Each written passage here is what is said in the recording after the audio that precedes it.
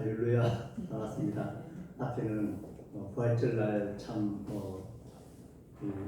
생각보다도 이렇게 차원 넘치게 빈자리가 많이 채워지고 또 찬양도 너무 감사했습니다. 그것을 제가 좀 활용을 하려고 그래요. 찬양이 너무 멋있었어요.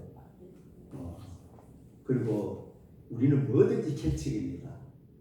뭐 하나하나는 전부 개척, 개척교회에서 하나하나 한 사람 한 사람이 개척이고 우리가 하는 일마다 개척이에요. 우리 성가대가 3명, 4명, 5명인데 이것이 개척이에요. 그럼 개척에 씨를 뿌려가지고 나중에 30명도 되고 50명도 되는 거예요.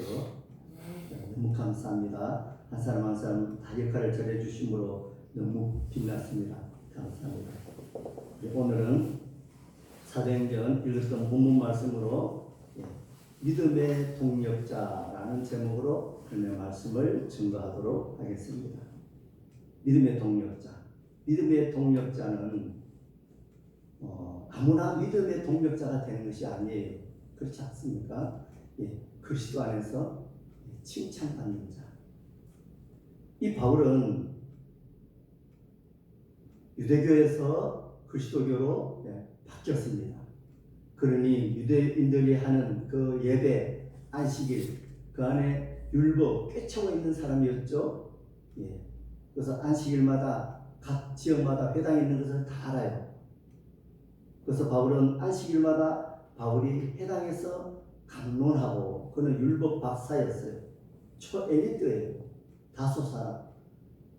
우리 서울로 말하면 강남에서도 청담동 사람이에요. 진짜입니다. 그래서 도시산, 그리고 세련되고, 그리고 가말리알 문화에서 수학했기 때문에, 우리나라도 엘리트들이 있죠, 그죠? 그들이 나라를 이끌어가는 것입니다. 근데 바울은 예수님을 만나고 정말 이 구약이 뻥 뚫려버렸어요. 그래서 회당에서 안식일마다 금요일 저녁, 토요일 저녁까지 안식일을 잘 알고 있어요. 그 회당에서 강론했어요. 그리고 거기는 유대인도 있었고 또 유대인 외에 헬라인도 있었습니다. 거기 가서 권면했어요. 하나님의 말씀을 공부했다는 것이죠. 그래서 신라 그리고 디모데가 마게도냐로부터 내려오매 바울은 그때부터 힘을 내기 시작했어요. 물론 그전에도 복음을 전했지만 왕성하게 전해지는 않았던 것 같아요. 그러고 나서 하나님의 말씀에 붙잡혀 유대인들에게 예수는 그리스도다. 우리가 구약에 그렇게 기다리던 구원자 메시아 그리스도 바로 이 예수다 하면서 밝히 증거했다라고 기록하고 있습니다. 이 게라선 같은 바울, 우리 바울 하면 정말 성경에서 딱 떠오르는 인물 아닙니까? 내가 그렇게 살지는 못해도 정말 롤 모델이에요. 정말 어떻게 이렇게 살았을까? 나도 살고 싶다. 저도 한때 그런 데가 있었어요. 부산 대연동 걸어가면서 그 어떤 책을 봤어요. 근데 이 바울을 보면서 막 그때 막 온 세상이 다 뒤집어지는 것 같았어요. 그럴 때가 있었습니다. 물론 글도 모르고 영양이 부족해서 그렇지만 바울은 큰 거로 나는 종제기도 안 되지만 믿음은 똑같아요. 그래서 그 게라선 같은 바울이 하나님의 일꾼으로서 손색이 없을 정도로 그는 신실하고 책도 많이 썼죠. 구약 실력도 있어요. 그리고 걸출한 인물이에요. 그리고 그 많은 서신들 신약의 반을 써내려간 이 바울이었어요. 그래서 위대한 업적을 남긴 바울. 그렇게 많은 업적을 남겼지만 이 바울이 함께 일하는 믿음의 동력자와 힘이 되어준 이 동력자들이 없었다면 그는 성경에 기록된 대로 하나님의 큰 사역을 이룰 수가 없었던 것입니다. 그렇다면 바울은 옆에 어떤 믿음의 동력자들이 이렇게 함께 위대한 업적을 이루게 되었는가를 살펴보는 시간을 갖도록 하겠습니다. 바울은 장막 짓는 업을 하고 있었죠. 평일에는 생계비를 마련하기 위해서 장막업을 하였습니다. 그리고 안식일이 되면 의뢰인이 끄는 습관대로 회당이 지어진 회당에 가서 말씀을 전파했다 그 말입니다. 자, 바울이 회당에서 말씀을 전한 사람들은 대체적으로 대개가 하나님을 경외하는 유대인들과 그리고 헬라인이라고 우리는 충분히 추측할 수 있어요. 우리 본문에도 그죠? 유대인과 헬라인을 권면했다고 그랬습니다. 그래서 당시 아시아 지역에서는 흩어진 유대인들, 우리가 디아스포라라고 그러죠? 흩어진 유대인들에 의해서 곳곳에 유대인의 회당이 설립되었어요. 그네들은 10명이면 정족수입니다. 10명 되면 예배당을 세울 수 있는 설립증이 있어요. 우리도 그렇고, 그리고 합동에는 15명입니다. 또 그들에 의해서 많은 이방인들이 하나님의 존재와 구약 성경에 대해서 알게 되었던 것입니다. 그러니 이 유대인들이 결국 하나님에 대해서 진리의 말씀을 구약 성서를 전했다는 얘기가 되겠죠. 그래서 이 이방인들은 자연스럽게 이 구약 성경이 가르치는 진리를 알게 되었어요. 그렇게 되므로 유대인의 그 버리는 예배에도 참석하게 되었을 것입니다.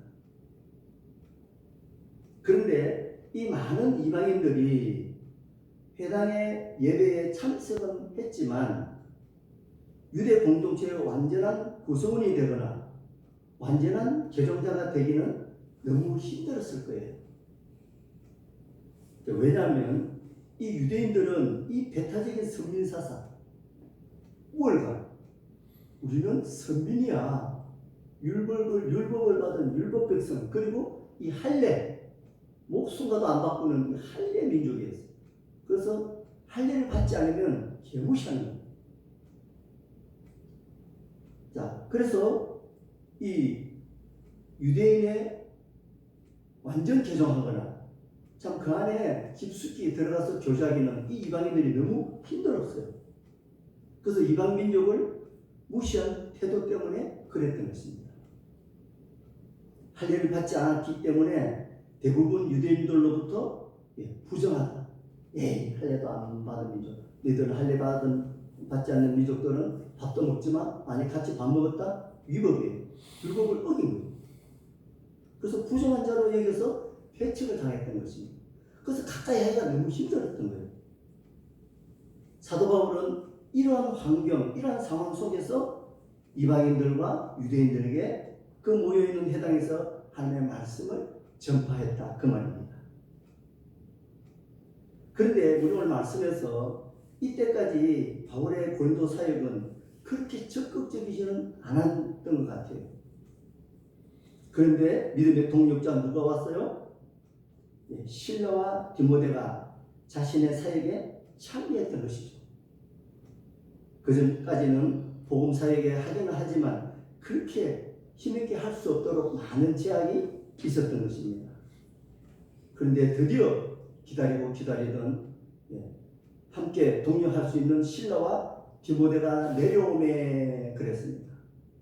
마침내 바울이 고대하던 2명의 사역자가 함께 했던 것입니다.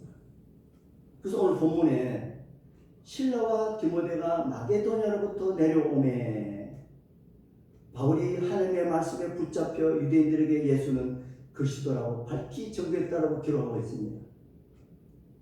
이 두 사람 동역자 이름이 뭐죠? 실라와 디모데였어요.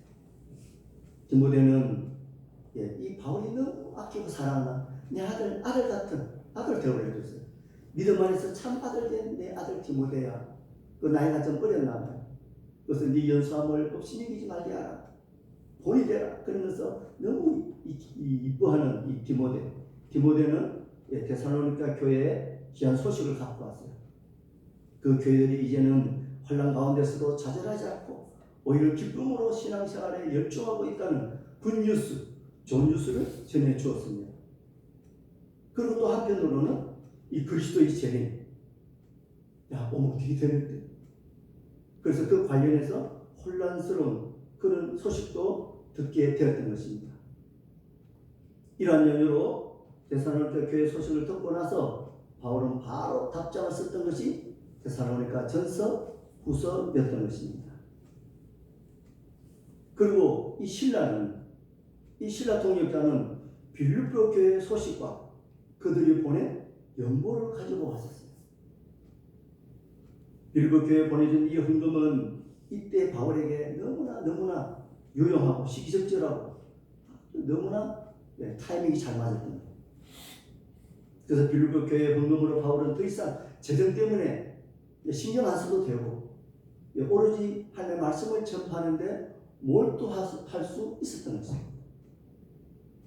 그래서 그는 오늘 말씀대로 말씀에 붙잡혀 실라와 디모데가 온 후부터 바울은 빌립보 교회 헌금 덕분에 장막 만드는 그 업에 그렇게 충실하지 않아도 그곳에서 벗어나서 말씀 준비에만 준비할 수 있었고, 그 준비한 말씀들을 그렇게 힘있게 전하는데 전심전력했던 것입니다. 자, 연소했지만 아들같이 대했던 디모데, 내 사랑하는 아들 디모데야, 믿음 안에서 참 아들 된 내 아들 디모데, 그리고 신실한 신라가 있었던 것입니다. 자, 그런데 이 두 사람 동역자만 있었을까요?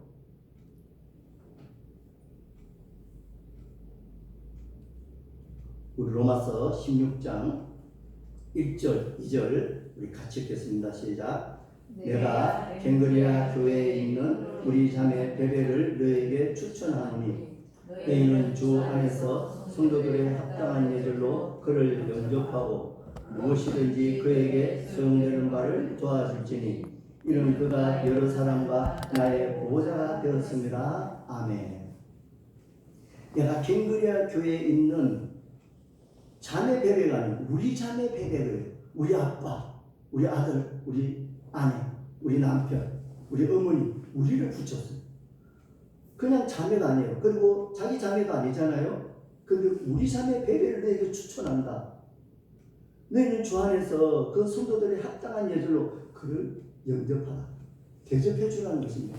영접하라는 말은 모시어드리라는 뜻이에요. 그냥 대충 오니 많이 뭐시 그런 게 아니고 영접하고 무엇이든지 그에게 소용되는 말을 도와주라. 어떤 일이 불편한 것이 있느냐? 도와줘라. 이는 그가 여러 사람과 내 보호자가 됐다. 바울이 이 우리 자매 베베를 표현하면서 나의 보호자가 됐다 그래요. 이때 당시는 여자는 보호자가 될 수가 없었어요. 너 보호자 데려와, 엄마 아빠 데려와. 그래서 여자들은 이 보호자 쓰는데 이렇게 쓰질 않아요. 옛날에 우리 요즘도 그렇지만 호주 상속하죠. 그렇게 하듯이 아무나 보호자 이렇게 안 해요. 그리고 이 자매는 여러 사람과 또 바울에게 보호자가 됐더라고요. 보호자. 아니, 바울이 자매 이에게 보호자가 된 게 아니고 그 자매 베베가 보호자가 되었대요. 보호자. 이 헬라어 보호자는 프로스타티스, 일반적으로 조금 전에 말씀드렸지만 남성에게만 사용되는 단어예요. 그래서 어떤 공동체, 모임에서 합법적인 어떤 우두머리, 대변인, 대표, 자, 그럴 때 사용되었던, 그래서 여자들에게는 이것을 사용하지 않아요.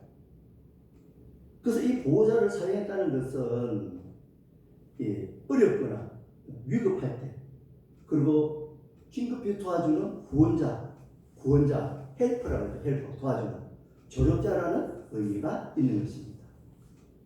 그래서 헬라 문화권에서 이 구원자, 이 보호자라는 이런 역할을 감당할 수 있는 사람은 아무나 하는 것이 아니라 물질적으로나 사회적으로 역량이 있는 사람들이. 그래서 여자가 이런 경우에 이런 역할을 감당할 수 있는 능력을 가진 사람을 가리킬 때 이 보호자, 헬퍼라는 단어가 사용됐던 것입니다. 그래서 이 자매 베베는 바울의 그 선교사에게 경제적으로 큰 도움을 줬고, 이 베베의 따뜻한 배려에 관해서 바울은 이 자매를 우리 자매 베베라고 그랬고 보호자라고 언급한 사실로 보아서 이 베베는 굉장히 부자였던 것 같아요. 그리고 사회적으로 유력한 여성임을 우리는 엿볼 수 있는 것입니다. 오늘의 믿음의 동력자, 헬라어로 시네르구스, 함께 일하는 사람들, 돕는 사람을 의미하고 있어요. 그래서 바울은 이들에게 동력자, 보호자, 자, 그렇게 표현함으로 인해서 그들의 수고를 치하해 줍니다. 그들의 권위를 강화시켜 주기 위해서 사용됐던 단어예요. 그래서 우리가 내가 스스로 나 이런 사람이야 뭐 이런 거 하지만 바울은 그 동력의 힘을 다 알고 있는 거예요. 내가 잘나서 한 게 아니다. 그들이 힘이 돼주고 도와줘서 이렇게 했다. 그들은 힘이 돼주고 어떤 말을 해도 힘이 돼주고 도와줘라. 그래서 높여주는 거예요. 그래서 동력자를 언급한 것은 모두 다 하나님의 조력자들이며 다 함께 하나님의 나라를 확장하는 사역자라는 점을 강조하고 있는 것입니다. 그리고 또한 누가 있었을까요? 많죠. 구약에는 구약대로, 신약은 신약대로 많았습니다. 우리 사도행전 16장 우리 3절을 우리 함께 보겠습니다. 시작. 너희는 그리스도 예수 안에서 나의 동역자들인 브리스가와 아굴라에게 문안하라. 브리스가와 아굴라 기억나시죠? 너무나 잘 아는 브리스길라라고 우리가 해요. 그래서 이건 애칭이에요. 브리스길라, 아굴라. 이들은 부부예요.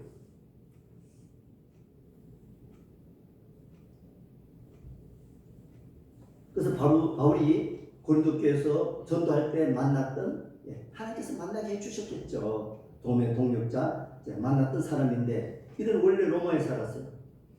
근데 로마 글라우디오 황제 유대인들은 얼마나 말을 안 듣는지 몰라요. 자기 유일신 유대교 우리 여호와 하나님 우상 숭배하면 그냥 죽는 줄 아는 사람들이잖아요.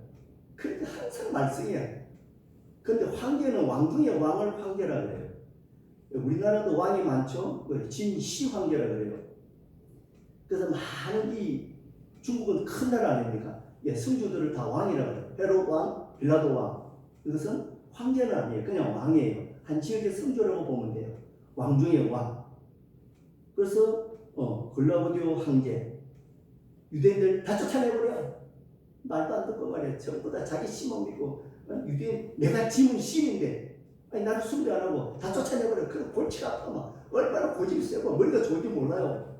그래서 추방년 때문에 로마를 떠나서 이 브리스길라와 아굴라는 고린도에 가서 살고 있었던 것입니다. 그러므로 바울과 만나게 됐던 것이죠.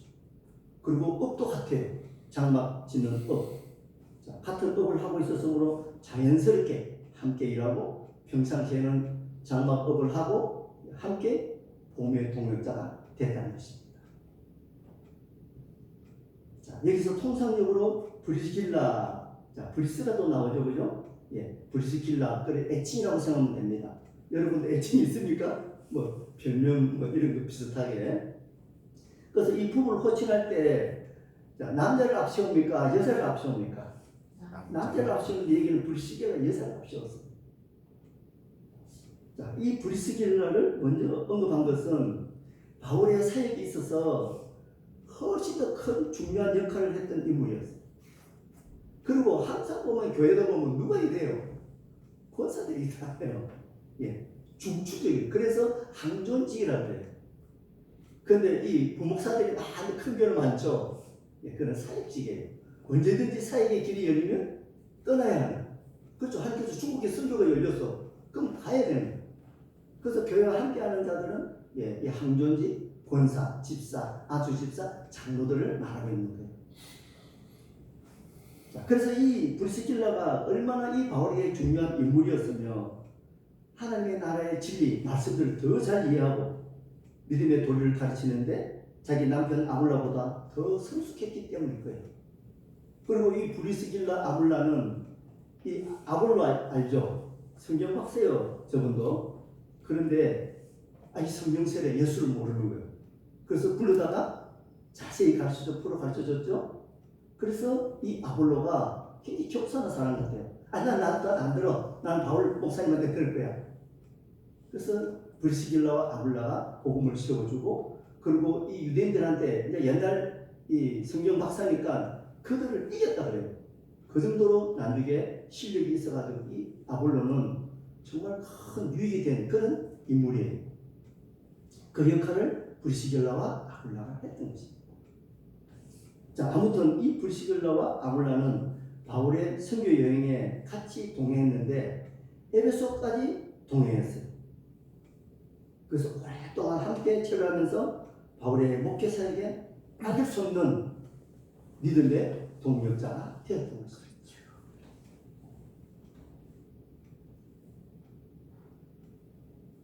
그리고 바울은 그들에게 무난하라, 알아주라, 내 보호자다, 뭐든지 이야기하면 다 들어주고 필요한 대로 다 해주라 그랬죠. 그만큼 대우해 주는 거예요. 하나님이 일을 하기 때문에 자, 그것은 하나님이 이렇게 올려주는 거예요. 그래서 무난하라 이 말은 헬라어로 아스파사스 때 명령형이에요. 무난하라, 이거 하라, 사랑하라, 이 명령형이죠. 그런데 이 무난 인사를 함으로 인해 가지고 그들이 굉장히 중요하다는 것으로 여겨주는 거예요. 그리고 그들은 내 목숨을 위해서 내 몸까지 내놨다. 그래서 바울의 복음 사역에 동력할 때 이 브리시길라와 아굴라의 헌신이 어느 정도였다는 것을 우리는 짐작해 볼 수가 있어요. 그리고 바울의 동력을 위해서 얼마나 큰 위험까지도 감수했는지를 우리는 보여주는 대목인 것입니다. 여러분도 그렇게 되기를 주님을 축복합니다. 그래서 로마서 16장 한번 봐보세요. 전부 그 이야기예요. 믿음의 동력자 이야기. 인정해주고 누구를 처해주고 알아주고 무난해라. 그리고 바울이 로마서 서신에 쓸 때 너가 받아 적은 사람이 있어요. 내가 빨리 기억이 안 나는데 야 받아 적어가지고 그런데 바울이 한 거죠. 야 암굿이야 좀 받아 적어라. 이 나중에 읽어보세요. 16장이 전부 무난하라. 그리고 그들 알아주라. 그리고 내 지금 대신 대표를 하고 있는 그에게 무난하라, 알아주라 이거예요. 그래서 전부 다 이 함께 동역해준 그들에게 굉장히 치하해주는 것을 우리는 볼 수 있는 거예요. 그래서 많은 믿음의 동역자가 있었다는 것입니다. 그리고 마지막으로 제가 한 사람을 더 소개하고 싶습니다. 누굴까요? 이 사람은 바울이 엄청 미워했던 사람이에요. 너무너무 미워해가지고 막 꼴도 보기 싫어 그런 사람이었어요.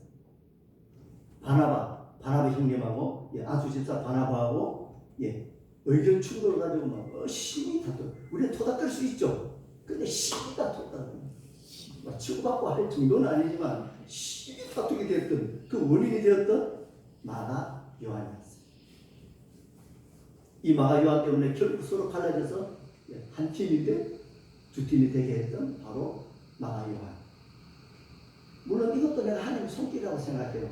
야, 너가 한 팀으로 가지 말고 지금 바쁜데 하는 말씀을 전해야 되는데 두 팀으로 가거라 이래 했던 것 같아요. 우리에게는 우연이 없는 것이죠.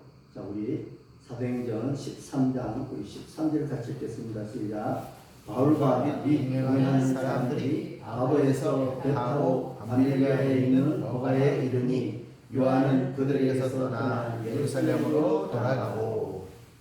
바울과 및 동행하는 사람들 선교 여행을 떠났던 거예요. 형님, 형님, 바나바 형님, 우리 선교 여행을 떠납시다. 그래, 좋다. 그래, 가자. 그런데 우리 조카 나가 요한을 데려가요. 그래. 그러면서 수행원으로 데려갔던 거예요. 그리고 여러 가지 잡신부를 많죠. 그리고 보험 전할 때 어떻게 하는 것도 배우고. 자, 그렇게 해서 바울과 및 동행하는 사람들이 바보에서 배 타고 밤빌리아에 있는 버가에 이르렀어요. 그런데 어떤 이유인지 몰라도 요한, 마가 요한, 바울의 생기지 조카죠. 그들이서 떠나 예루살렘으로 돌아갔어요. 말도 없이 무단 이탈. 다시 고향 예루살렘으로 돌아가 버렸어요. 말도 없이. 아니 지금 막 죽은 일을 앞에 두고. 그래서 5절에 보게 되면 예루살렘에서부터 바울과 바나바를 통해서 그들을 도우며 따라왔던 마가 요한. 그래서 이 수학문으로 써먹고 우리가 복음을 어떻게 전하는 것도 잘 배우고 순교하는 것도 배우고 자 그렇게 해서 참 이렇게 그리고 예수를 알고 나서 얼마나 의욕이 강했겠습니까? 이 청년이 나도 한번 해보겠습니다. 의욕은 꽉 차 있었어요. 그런데 이 마가 요한은 밤빌리아에서 일행과 떠나버렸어요. 함께 일하지 않았고 다시 고향 예루살렘으로 돌아가요. 그런데 이 부분에 대해서는 명확하게 기록된 부분은 없어요. 그래서 전혀 언급한 부분은 없는데, 자, 돌아갔지만 바나바하고 바울이 그리스도 수도가 했겠습니까? 예, 복음당에서 그는 그곳 그래서 복음을 전했던 것입니다. 어쨌든 나중에 이 요한 때문에 바울과 바나바가 갈라지게 되는 점으로 보아서 이 바울은 요한에 대해서 마가 요한에 대해서 엄청 크게 실망하고 상심했던 것입니다. 다시는 내가 늘 그런 사람 속에 바울이 손가락 있죠, 그죠? 얼마나 그렇습니까? 근데 바나바는 좀 이 성경 전체 문맥을 보면 이게 좀 유한 성품이에요. 좀 그런 거 잘 안아주고 그런 성품이에요. 그래서 기록된 이 마가 요한의 중도 이탈 이 사건은 성경의 그 구체적인 말씀은 나오지 않았어요. 그런데 여러저러 위경 정경이 아니고 성경에도 여러 가지 이렇게 말이 있잖아요. 그리고 우리는 얼마든지 유추해 볼 수가 있어요. 먼저는 육체적인 고통, 험난한 여정. 이 밤빌리아 지역이 지형적으로 굉장히 험난했다 그럽니다. 그리고 버가에서 버시디아 안쪽으로 가는 길이 해발 1000m 이상 토로스 산맥이라는 것을 넘어가야 된대요. 난 안 가봐서 모르겠어요. 그런데 그게 굉장히 위험한 코스고, 그리고 거기는 강도의 위험. 바울의 간증 중에 고린도 전후서입니까? 거기 강도 위험, 동족 위험, 유대인의 위험, 40여 가문 말을 몇 개 맞고, 퇴장으로 몇 번 맞고, 거기 나오죠. 거기 보면 강도 위험이 나와요.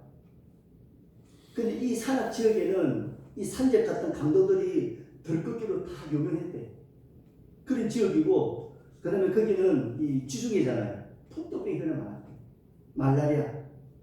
그리고 화장실 먹는 거 한번 생각해 보세요. 집에 예루살렘에는 그런 그냥 못 산다 해도 그냥 다 먹고 살고 그러는데 화장실 뱀이 득실거리고 말라리아 모기 이질 걸리면 약도 없어요. 어디 가서 병원에 가서 죽는 거예요. 그러니까 의료만 꽉 차고 갔는데 앞에 닥쳐오는 화장실 먹는 거 이거 어떻게 먹어? 화장실이 뭐 제대로 있었겠습니까? 그리고 이 강도의 위험, 이 복합적으로 너무 두려움이 의욕이 꽉 차서 갔는데 이 청년이 너무 두려웠던 거예요. 그래서 도망갔다고 충분히 우리는 유추해 볼 수 있어요. 여러 가지 이렇게 이 말이 있습니다. 그래서 대표적으로 내가 이걸 하나 말씀을 드립니다. 그래서 아직 어린 마음에 의욕만 딱 차고 갔는데 앞에서 닥쳐오는 현실에 너무 그는 두려웠던 거지. 아직 미숙했던 거지. 자, 그러나 이 마가 요한이 무단이탈 고향으로 예루살렘으로 떠났어도 바울과 바나바는 끝까지 1차 선교 여행을 무사히 마쳤던 것입니다.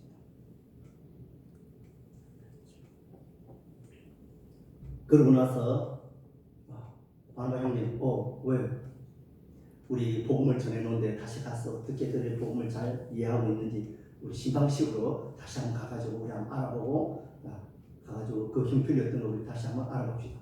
그래, 좋다. 그런데 이 자기 조카 생각이 또 났을까요? 안 났을까요? 맞죠. 또 났어요.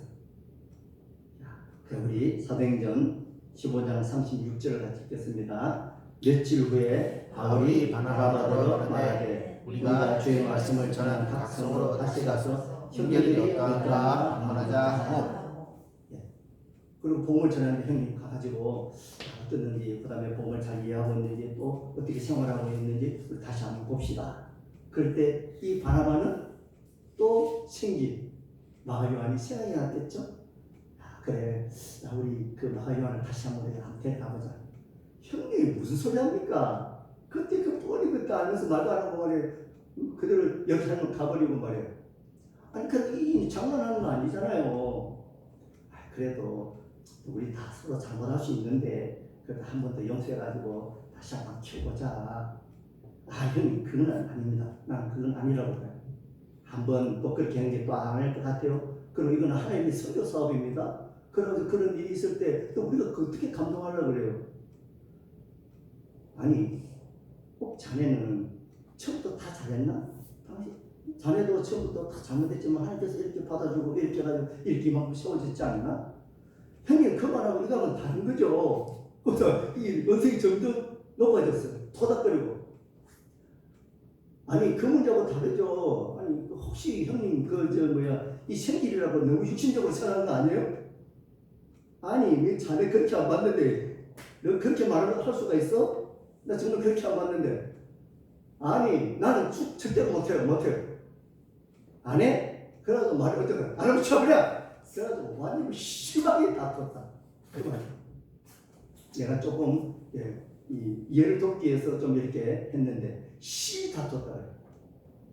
자 우리 사도행전 15장 37절에서 39절 같이 읽겠습니다. 시작. 바나바는 마가라는 요한도 데려가고자 하나 바울은 밤빌리아에서 자기들을 떠나 함께 일하다가 자기한 자를 데리고 가는 것이 옳지 않다 하여 서로 심히 다투어 피차 갈랐으니 바나바는 마가를 데리고 배 타고 구부로 가고. 이 심히 다툰 의견 차이. 조카 요한이 또 생각이 나서 데려가자. 안 됩니다, 형님. 절대로 안 됩니다. 나 못해요. 아니 육신적으로 너무 그래 하면 안 됩니다. 아니 니 그렇게 말할 수가 있어? 이러면서 쳐 그래 쳐. 그래가지고 막 벌써 심히 그냥 토닥거릴 정도면 심히 다퉜다. 근데 사실 봐보세요. 심히 다퉜다 해도 선교 역사 여기서 수도했습니까? 애 기분 나빠서 나 안 해. 교회 안 가. 치아버려. 이게 아니고 그래도 끝까지 두 팀이 갈라져가지고 갈라지는 요인이 됐죠. 양쪽으로 복음을 전하게 됐던 것입니다. 서로 심히 다투고 피차 갈랐으니 바나바는 조카 마가 요한을 데리고 구부를 하고 바울은 실라 데리고 수리아 길리기아로 갔다고 기록되어 있습니다. 여러분 너무 잘 아는 사실이에요. 이 사건은 훗날 2차 전도 여행을 앞두고 바울과 바나바와 심히 다투고 갈라서게 되는 결정적인 원인이었고 마가 요한은 원인 제공을 했던 인물이었어요. 그래서 바울은 무책임하게 떠난 이 요한을 신뢰하지 못했고 바나바는 다시 그를 포용하기 하려 했기 때문에 의견 충돌로 이렇게 됐던 것입니다. 근데 따지고 보면 또 별거 아닐 것 같아요. 그죠? 또 따지고 보면 의견 충돌이 있었어요. 근데 하나님 손길인 것 같아요. 양쪽으로 가라.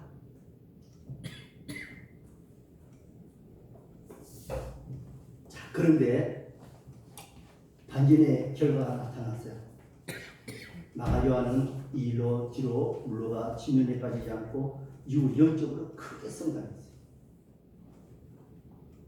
훗날에 바울은 감옥에서 쓴 서신을 통해서 이 마가 요한을 향해서 그가 나의 일에 유익하다고 했어요. 정말 꼭 필요한 사람이에요. 우리가 교회에서도 그래요. 어떤 모임에서 내가 꼭 필요한 사람이 되지 않나요? 있으면 그만, 없으면 그만. 그런 사람이 됐으면 안 되겠죠? 그런데 그리고 이 바울은 마가 요한을 인정했어요. 그리고 요한은 사복음서 중에 어떤 복음을 기록했을까요? 마가는 마가복음이죠. 당연히 그죠? 마가복음을 기록한 걸출한 사역자가 되었던 것입니다. 할렐루야. 우리는 얼마든지 잘못할 수 있어요. 다투도 수 있어요. 의견 차로 토닥할 수 있어요. 그러나 우리가 갖고 있는 이 하나님의 그 복음 사명, 이것은 그칠 수가 없는 하나님의 일이에요. 성경 속의 인물인 마가 요한, 바울에게는 처음에는 아주 엄청난 큰 실망을 안겨준 인물이었어요. 그러나 인생 후반기에는 바울이 나의 하나님의 일에 너무너무 유익한 사람이라 극찬하게 됐어요. 왜 바울에게 이렇게 유익하고 소중한 존재로 바뀌었을까요? 얼마든지 우리는 잘못할 수 있어요. 마가 요한도 잘못했어요. 그러나 그것을 극복하고 회복했던 것입니다. 밤빌리아에서 1차 여행 때 무단으로 이탈해서 고향으로 간 전적이 있어요. 그리고 이 일로 바울과 바나바가 심하게 다투기까지 했던 이 마가는 여기서 멈추지 않았고 계속 영적으로 전진해서 복음의 진보가 됐던 것입니다. 그리고 그는 겸손해졌어요. 죄를 졌다 보니까 얼마나 미안합니까? 바울 선배님만 보면 미안해 죽겠어. 그냥 겸손해졌어요. 그리고 바울에게 큰 감동을 주었어요. 자신의 잘못을 인정하고 다시 선교 전장으로 뛰어든 그의 태도가 바울에게 인정을 받는 크나큰 계기가 되었다. 그리고 이 베드로하고도 굉장히 풍부한 신앙을 같이 교류했다 그래요. 그리고 베드로는 어부잖아요. 잘 무식해요. 그런데 이 마가가 굉장히 많이 도와줬나 봐요. 영적 아들이라고 그러기도 하고 통역관에 배웠기 때문에. 그래서 아주 친밀했다 그래요. 그리고 베드로는 예수님이 직접 따라다녔어요. 그런데 거기에 대한 이야기를, 이 정보를 또 말씀을 많이 알고 있었고, 그런데 바울은 직접 따라다니지는 않았죠. 그래서 바울이 복음을 전하는데 엄청 큰 도움이 됐다. 이 마가복음도 마찬가지예요. 복음의 내용을 확고하게 뒷받침하는 근거가 됐다고요. 자, 결과적으로 이 마가 요한은 실질적인 이제 바울의 통역자로 헌신되게 되었던 것입니다. 그래서 바울은 말년에 로마 감옥에 갇혀서 매우 외롭고 힘든 시기를 보냈을 때입니다. 자, 이 마가는 이 바울을, 나이 많은 바울을 끝까지 지켰다. 그리고 디모데후서에 바울은 그가 나에게 유익하다라는 표현은 마가가 내 바울 하나님 일을 하는데 반드시 필요한 동력자다, 그렇게 표현하고 있습니다. 한때 도망쳤던 이 소년 청년은 이제는 죽음은 무릅쓰고 감옥에 갇힌 늙은 이 바울 사도를 충성하며 섬기는 든든한 믿음의 동력자, 조력자가 되었던 것입니다. 그리고 바울의 유언장과도 같은 디모데후서, 마지막 유언장이라고 그러죠. 그걸 쓰고 그는 떠납니다. 그래서 우리가 유언장이라고 해요. 디모데후서 4장 9절 우리 10절을 같이 읽겠습니다. 시작.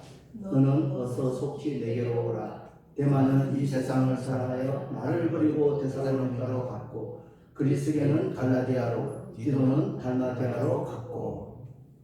이 디모데, 사랑하는 아들 디모데야, 너는 어서 속히 내게로 오너라. 데마는 세상 사랑에서 나를 버리고 데살로니가, 처음에는 의욕적으로 내가 오만 거 다 할 것 같아도 베드로처럼, 그죠? 그러놓고 세상으로 갔대요. 데살로니가로 갔대요. 그리스게는 갈라디아, 디도는 달마디아로 갔다. 아무도 없다.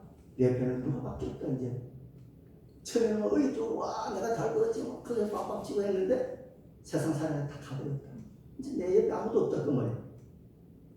그리고 바울은 자신의 마지막 서신인 디모데후서 4장 11절에서 이렇게 말하고 있습니다. 우리 11절 읽겠습니다. 시작. 누가만 나와 함께 있느니라. 네가 올 때 마가를 데리고 오라. 그가 나에게 유익하니라.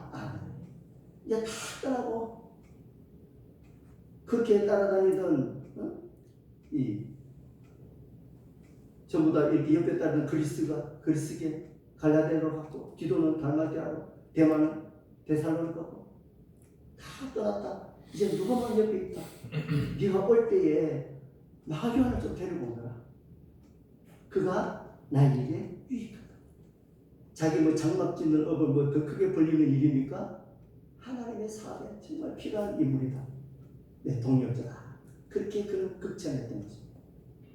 결국 이 마가는 이 바울에게 엄청난 유익을 주는, 그가 내게 유익하다, 내 복음을 전하는데 꼭 필요한 사람. 우리 교회에서도 있으나 없으나 많은 그런 사람이 아니죠.